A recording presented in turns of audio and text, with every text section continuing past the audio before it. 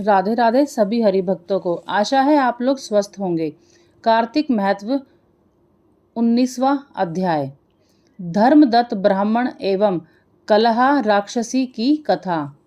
राजा पृथु बोले, हे ब्रह्म, आपसे जो तुलसी का महात्म और व्रत इतिहास पूर्वक मुझसे कहा सो मैंने सुना। अब कार्तिक व्रत करने वाले पुरुष का फल और महात्म कहो। यह व्रत पहले किसने और कब किया सो वर्णन करो। नारद जी बोले, यहाँ चल। पर्वत पर करवीरपुर नाम के नगर में धर्म का पालन करने वाला धर्मदत्त नाम का एक ब्राह्मण रहता था। वह सदा विष्णु का पूजन और व्रत करता, द्वादशाक्षर मंत्र का जाप करता और अतिथि सत्कार करता था। एक समय कार्तिक मास में एक पहर रात्रि रहने पर हरि के जागरण को भगवान के मंदिर में गया। भगवान के पूजन की सामग्री लेकर जाते हुए उस ब्राह्मण के मार्ग में टेढ़ी ढाड़, चलायमान लपलपाती जीभ, भीतर को गड़े हुए लाल नेत्र, लंबे होंठ, नंगी भूखे मांस वाली घर घराहट करती हुई एक राक्षसी को देखा। उसको देखकर वह कांपने लगा तथा भय के मारे पूजा की सामग्री और जल से उस राक्षसी को मारने लगा। भगवान का स्मरण करके तुलसी के जल एवं पूजन सामग्री से जो उसको मारा सो उसके सब पाप नष्ट हो गए।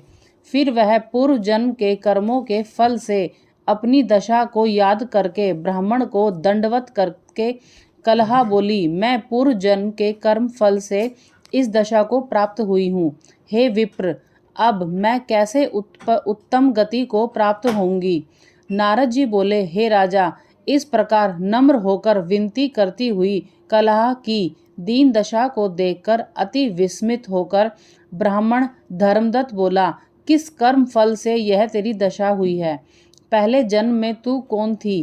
कैसा तेरा स्वभाव था? किस कर्म के कारण तेरी यह दशा हुई? वह सब हमसे कहा। कलहा बोली, हे महाराज, सौराष्ट्र नगर में एक भिक्षु नामक ब्राह्मण रहता था। उसकी स्त्री कलहा नामक अति कठोर स्वभाव वाली मैं हूँ। मैंने अपने स्वामी का कभी सत्कार नहीं किया, न खाने को मीठे पदार्थ दिए। मैं उन्हें सदा धोखा देती रही। मुझको सदा कलह ही प्यारी लगता था।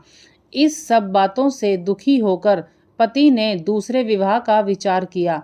तब मैंने विष खाकर अपना अंत कर लिया। यम के दूत मुझे बांधकर तथा मारते हुए यमलोक ले गए। यमराज ने मुझे देखकर चित्रगुप्त से पूछा, इसने क्या कर्म किया है? ये देखो। इसने जो बुरा भला कर्म किया हो उसका फल पावे। कलहा बोली, हे विप्र, तब चित्रगुप्त मुझे धमकाते हुए यमराज से बोले, इसने कोई शुभ कर्म नहीं किया। यह स्वयं मिष्ठात्र खाती थी, पति को नहीं देती थी। इससे यह बगुली पक्षी की योनि में अपनी विष्ठा को खाती रहे। ये अपने पति से सदा द्वेष करती थी। इससे ये विष्ठा खाने वाली शूकर योनि में रहे। यह सदा पकाने वाले पात्र बटला आदि में भोजन करती थी और अपने पति के ऊपर विष खाकर आत्मघात किया है।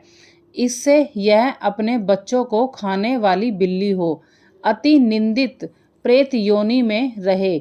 यह कह उसने अपने दूत के द्वारा मुझे मारवाड़ देश में भेज दी।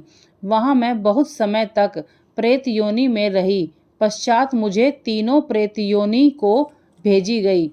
कलहा बोली, तब से मैं 500 वर्ष तक प्रेत योनि में अपने किए कर्म से भूख प्यास से दुखी रहती थी।